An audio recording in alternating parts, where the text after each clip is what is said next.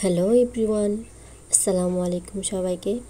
আজকে আমি একটা টেক্সচার আর্ট করব। প্রথমে একটা বোর্ড নিয়েছি আর এটার উপর আমি ড্রয়িং করে নিচ্ছি। আর এরপর আমি একটা কোণ বানাবো। এটা মূলত টেক্সচার আর্টের জন্য কিছুটা মেহেদি কোণের মতন বানিয়ে নিব। আর এটা আমি একটু ছোট বানিয়ে ফেলছি, আপনারা চেষ্টা করবেন একটু বড় করে কোণ বানানোর। আসলে আমি কাগজটা একটু বেশি ছোট করে কেটে ফেলেছি। আর এই তো হয়ে গেল আমার কোণ বানানো। এরপর আমি টেক্সচার আর্টের জন্য ওয়ালপট্টি ব্যবহার করেছি। অনেকে চক পাউডার ব্যবহার করে, আবার অনেকে হোয়াইট সিমেন্টও ব্যবহার করে। আমি ওয়ালপট্টিটা বেশি সাজেস্ট করব, কারণ ওয়ালপট্টি দিয়ে টেক্সচার আর্টটা খুবই ভালো আসে। এখানে আমি 4 চামচ ওয়ালপট্টির সাথে 4 চামচ গ্লু নিয়েছি। মোস্ট ইম্পর্ট্যান্ট হচ্ছে এই মিক্সারটা, মানে টেক্সচার আর্টের যে মিক্সারটা আপনি বানাবেন ওয়ালপট্টি দিয়ে হোক বা এটা দিয়ে হোক, চেষ্টা করবেন এটার মধ্যে কোনো দানাদার পদার্থ যেন না থাকে, যেমন একদম মিহি একটা পেস্ট তৈরি হয়। এবং দেখেন আমি যেরকমভাবে মানে চামচটা উপর থেকে যেভাবে নিচে ধরার পরে কিন্তু মিক্সারটা পড়ে যাচ্ছে না, একদম চামচের সাথে লেগে আছে, ঠিক এরকম একটা মিক্সার তৈরি করতে হবে।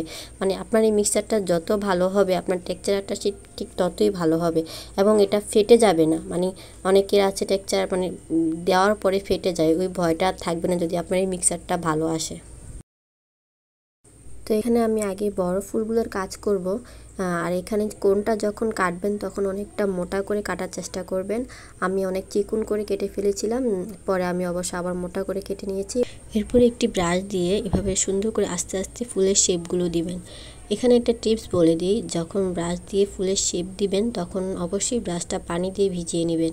আর না হয় ড্রাই ব্রাশ দিয়ে ফুলের শেপটা অত সুন্দর আসতে চায় না, যেমন এই বাজগুলো দিতে তখন একটু অসুবিধা হয়। এই জিনিসগুলো একটু মাথায় রেখে কাজ করলে এই টেক্সচার আর্ট খুবই সুন্দর হয় এবং ফেটে যাওয়ার ভয়টাও থাকে না। টেক্সচার আর্টটা তখনই ফাটল ধরে যখন এই মিক্সারটা ভালোভাবে হয় না বা এটার মধ্যে কোনো দানাদার পদার্থ থাকলে।